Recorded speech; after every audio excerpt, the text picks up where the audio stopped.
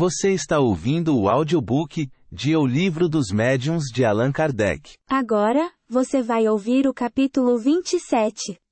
Das contradições e das mistificações. Da segunda parte. Das contradições. 297. Os adversários do Espiritismo não deixam de objetar que seus adeptos não se acham entre si de acordo. Que nem todos partilham das mesmas crenças. Numa palavra. Que se contradizem. Ponderam eles. Se o ensino vos é dado pelos Espíritos, como não se apresenta idêntico?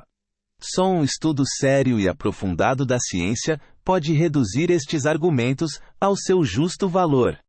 Apressemo-nos em dizer desde logo que essas contradições, de que algumas pessoas fazem grande cabedal, são, em regra, mais aparentes que reais. Que elas quase sempre existem mais na superfície do que no fundo mesmo das coisas, e que, por consequência, carecem de importância. De duas fontes provém. Dos homens e dos espíritos. 298. As contradições de origem humana já foram suficientemente explicadas no capítulo referente aos sistemas, número 36, ao qual nos reportamos. Todos compreenderão que, no princípio, quando as observações ainda eram incompletas, hajam surgido opiniões divergentes sobre as causas e as consequências dos fenômenos espíritas, opiniões cujos 3/4 já caíram diante de um estudo mais sério e mais aprofundado. Com poucas exceções e postas de lado certas pessoas que não se desprendem facilmente das ideias que hão acariciado ou engedrado, pode dizer-se que hoje há unidade de vistas na imensa maioria dos espíritas, ao menos quanto aos princípios gerais, salvo pequenos detalhes insignificantes. 299. Para se compreenderem a causa e o valor das contradições de origem espírita, é preciso estar-se identificado com a natureza do mundo invisível e tê-lo estudado por todas as suas faces.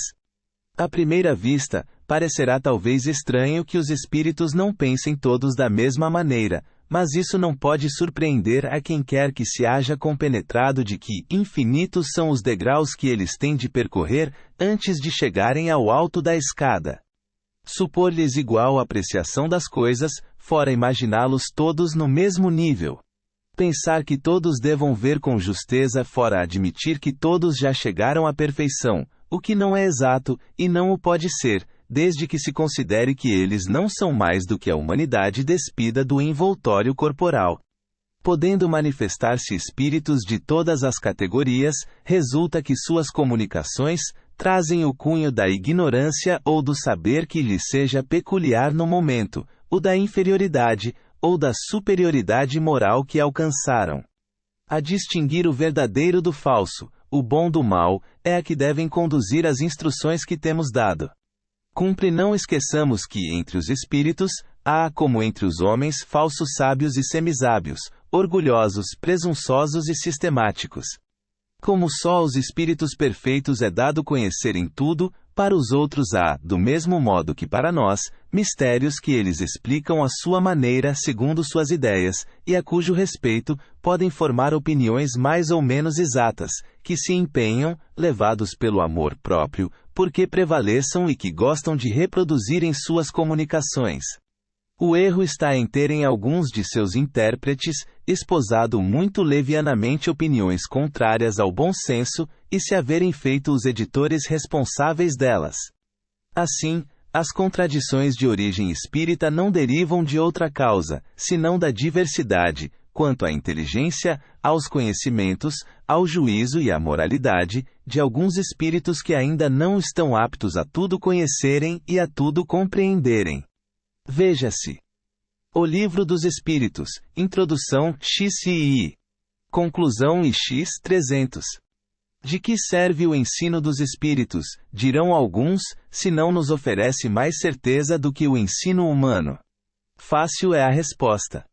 Não aceitamos com igual confiança o ensino de todos os homens, e entre duas doutrinas, preferimos aquela cujo autor nos parece mais esclarecido, mais capaz, mais judicioso, menos acessível às paixões. Do mesmo modo se deve proceder com os espíritos.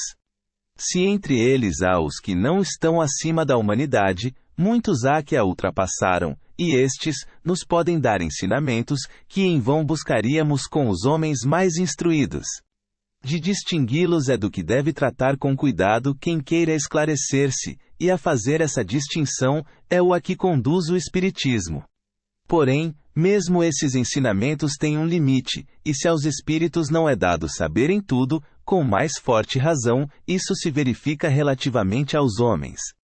Há coisas, portanto, sobre as quais será inútil interrogar os espíritos, ou porque lhes seja defeso revelá-las, ou porque eles próprios as ignoram, e a cujo respeito apenas podem expender suas opiniões pessoais. Ora, são essas opiniões pessoais que os espíritos orgulhosos apresentam como verdades absolutas. Sobretudo acerca do que deva permanecer oculto, como o futuro e o princípio das coisas, é que eles mais insistem, a fim de insinuarem que se acham de posse dos segredos de Deus. Por isso mesmo, sobre esses pontos, é que mais contradições se observam. Veja-se o capítulo precedente, 301. Eis as respostas que os espíritos deram a perguntas feitas acerca das contradições.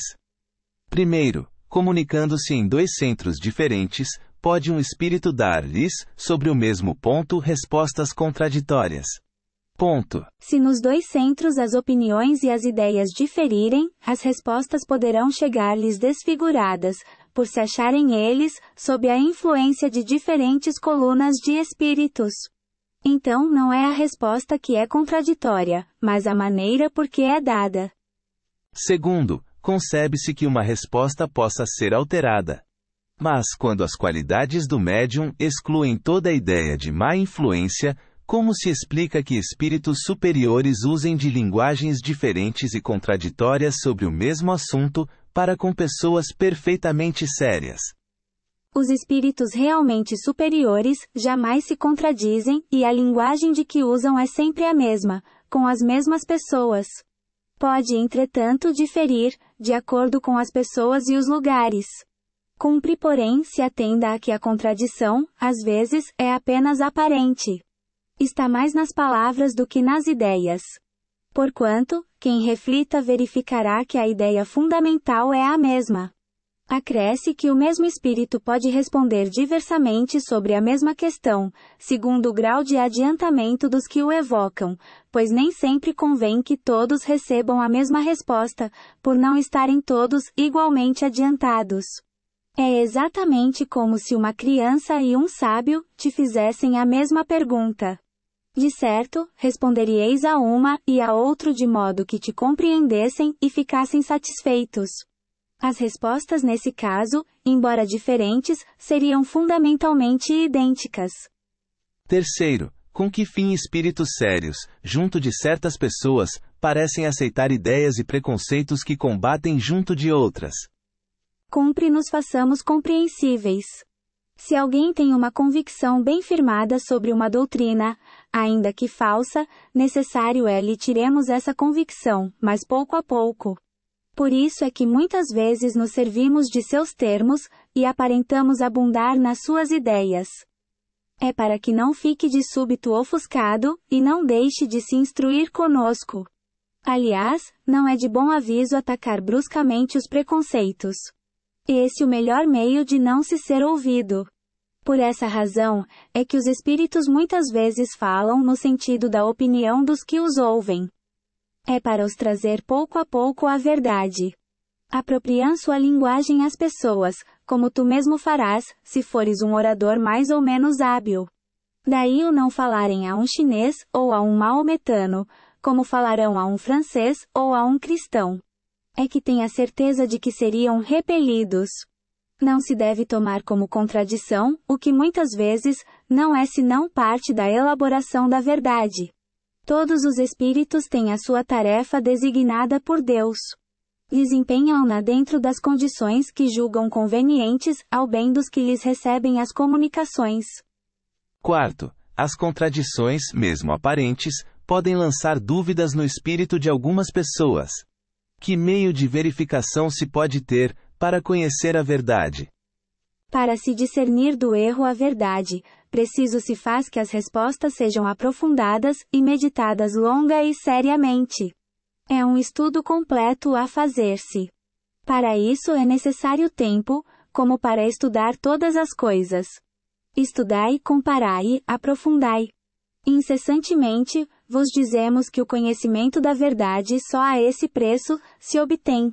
Como quereríeis chegar à verdade, quando tudo interpretais, segundo as vossas ideias acanhadas, que no entanto tomais por grandes ideias? Longe, porém, não está o dia em que o ensino dos Espíritos será por toda parte uniforme, assim nas minúcias, como nos pontos principais. A missão deles é destruir o erro, mas isso não se pode efetuar senão gradativamente.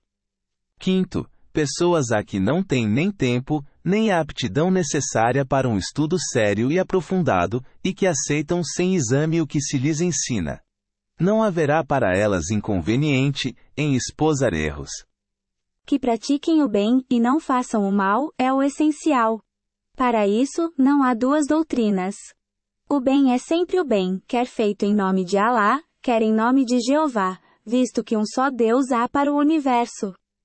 Sexto, como é que espíritos que parecem desenvolvidos em inteligência podem ter ideias evidentemente falsas sobre certas coisas?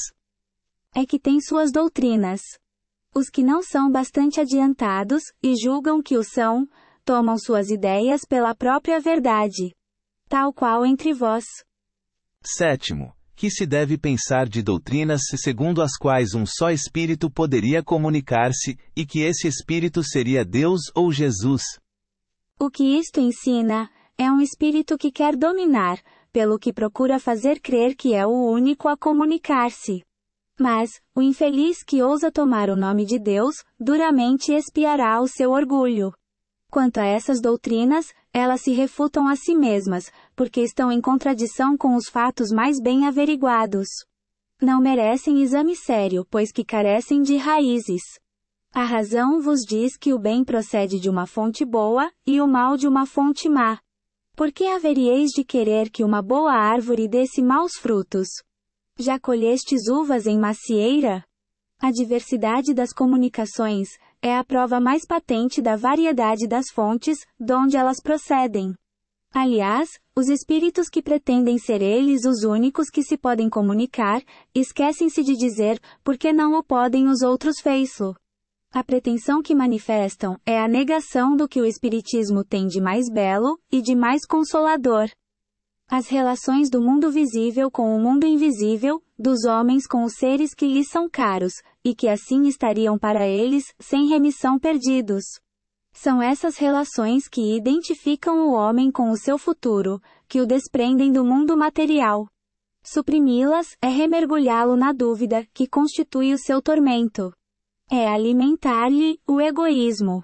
Examinando-se com cuidado a doutrina de tais espíritos, nela se descobrirão a cada passo contradições injustificáveis, marcas da ignorância deles, sobre as coisas mais evidentes, e por conseguinte, sinais certos da sua inferioridade. O espírito de verdade. Oitavo, de todas as contradições que se notam nas comunicações dos espíritos, uma das mais frisantes é a que diz respeito à reencarnação. Se a reencarnação é uma necessidade da vida espírita, como se explica que nem todos os espíritos a ensinem? Não sabeis que há espíritos cujas ideias se acham limitadas ao presente, como se dá com muitos homens na Terra. Julgam que a condição em que se encontram tem que durar sempre. Nada veem além do círculo de suas percepções, e não se preocupam com o saberem de onde vêm, nem para onde vão, e no entanto, devem sofrer a ação da lei da necessidade. A reencarnação é, para eles, uma necessidade em que não pensam, senão quando lhes chega. Sabem que o espírito progride, mas de que maneira? Tem isso como um problema. Então, se os interrogardes a respeito, falar-vos-ão dos 7 céus superpostos como andares. Alguns mesmo vos falarão da esfera do fogo, da esfera das estrelas, depois da cidade das flores, da dos eleitos. Nono, concebemos que os espíritos pouco adiantados possam deixar de compreender esta questão. Mas, Como é que espíritos de uma inferioridade moral e intelectual notória falam espontaneamente de suas diferentes existências e do desejo que têm de reencarnar, para resgatarem o passado? Passam-se no mundo dos espíritos coisas bem difíceis de compreenderdes. Não tendes entre vós pessoas muito ignorantes sobre certos assuntos, e esclarecidas acerca de outros. Pessoas que têm mais juízo do que instrução, e outras que têm mais espírito que juízo? Não sabeis também que alguns espíritos se comprazem em conservar os homens na ignorância, aparentando instruí-los, e que aproveitam da facilidade com que suas palavras são acreditadas? Podem seduzir os que não descem ao fundo das coisas. Mas quando pelo raciocínio são levados à parede, não sustentam por muito tempo o papel. Cumpre, além disso, se tenha em conta a prudência de que, em geral, os espíritos usam na promulgação da verdade. Uma luz muito viva e muito subitânea ofuscar, não esclarece. Podem eles, pois, em certos casos, julgar conveniente não a espalharem senão gradativamente, de acordo com os tempos, os lugares e as pessoas. Moisés não ensinou tudo o que o Cristo ensinou, e o próprio Cristo muitas coisas disse, cuja inteligência ficou reservada às gerações futuras. Falais da reencarnação, e vos admirais, de que este princípio não tenha sido ensinado em alguns países. Lembrai-vos, porém, de que num país onde o preconceito da cor impera soberanamente, onde a escravidão criou raízes nos costumes, o espiritismo teria sido repelido só por proclamar a reencarnação, pois que monstruosa pareceria, ao que é senhor, a ideia de vir a ser escravo, e reciprocamente. Não era melhor tornar aceito primeiro o princípio geral, para mais tarde se lhe tirarem as consequências? Ó homens! Como é curta a vossa vista, para apreciar os desígnios de Deus! Sabei que nada se faz sem a sua permissão e sem um fim, que as mais das vezes não podeis penetrar. Tenho-vos dito que a unidade se fará na crença espírita. Ficais certos de que assim será. Que as dissidências, já menos profundas, se apagarão pouco a pouco, à medida que os homens se esclarecerem e que acabarão por desaparecer completamente. Essa é a vontade de Deus, contra a qual não pode prevalecer o erro. O Espírito de Verdade. 10. As doutrinas errôneas, que certos espíritos podem ensinar, não têm por efeito retardar o progresso da verdadeira ciência? Desejais tudo obter sem trabalho. Sabei, pois, que não há campo onde não cresçam as ervas más, cuja extirpação cabe ao lavrador. Essas doutrinas errôneas são uma consequência da inferioridade do vosso mundo. Se os homens fossem perfeitos, só aceitariam o que é verdadeiro. Os erros são como as pedras falsas, que só um olhar experiente pode distinguir. Precisais, portanto, de um aprendizado, para distinguirdes o verdadeiro do falso. Pois bem, as falsas doutrinas têm a utilidade de vos exercitarem, em fazerdes a distinção entre o erro e a verdade. Os que adotam o erro não retardam o seu adiantamento? Se adotam o erro, é que não estão bastante adiantados para compreender a verdade. 302. À espera de que a unidade se faça, cada um julga ter consigo a verdade, e sustenta que o verdadeiro é só o que ele sabe, ilusão que os espíritos enganadores não se descuidam de entreter. Assim sendo, em que pode o homem imparcial e desinteressado basear-se, para formar juízo? Nenhuma nuvem obscurece a luz mais pura. O diamante sem mácula é o que tem mais valor. Julgai, pois, os espíritos pela pureza de seus ensinos. A unidade se fará do lado, onde ao bem, jamais se haja misturado o mal. Nesse lado é que os homens se ligarão, pela força mesma das coisas, porquanto consideraram que aí está a verdade. Notai ao demais, que os princípios fundamentais são por toda parte os mesmos e têm que vos unir numa ideia comum. O amor de Deus e a prática do bem. Qualquer que seja, conseguintemente, o modo de progressão que se imagine para as almas, o objetivo final é um só e um só o meio de alcançá-lo. Fazer o bem. Ora, não há duas maneiras de fê-lo. Se dissidências capitais se levantam quanto ao princípio mesmo da doutrina, de uma regra certa dispondes para as apreciar, esta. A melhor doutrina é a que melhor satisfaz ao coração e à razão, e a que mais elementos encerra para levar os homens ao bem. Essa eu vou-lo afirmo, a que prevalecerá. Das mistificações. 303. Se o ser enganado é desagradável, ainda mais o é ser mistificado. Esse, aliás, um dos inconvenientes, de que mais facilmente nos podemos preservar. De todas as instruções precedentes, ressaltam os meios de se frustrarem as tramas dos espíritos enganadores. Por essa razão, pouca coisa diremos a tal respeito. Sobre o assunto, foram estas as respostas que nos deram os espíritos. Primeiro, as mistificações constituem um dos escolhos mais desagradáveis do espiritismo prático. Haverá meio de nos preservarmos deles. Parece-me que podeis achar a resposta em tudo quanto vos tem sido ensinado. Certamente que há para isso um meio simples. O de não pedirdes ao Espiritismo, senão o que ele vos possa dar. Seu fim é o melhoramento moral da humanidade. Se vos não afastardes desse objetivo, jamais sereis enganados, porquanto não há duas maneiras de se compreender a verdadeira moral, a que todo homem de bom senso pode admitir. Os Espíritos vos vêm instruir e guiar no caminho do bem, e não no das honras e das riquezas, nem vêm para atender às vossas paixões mesquinhas. Se nunca lhes pedissem nada de fútil, ou que esteja fora de suas atribuições, nenhum ascendente encontrariam jamais os enganadores.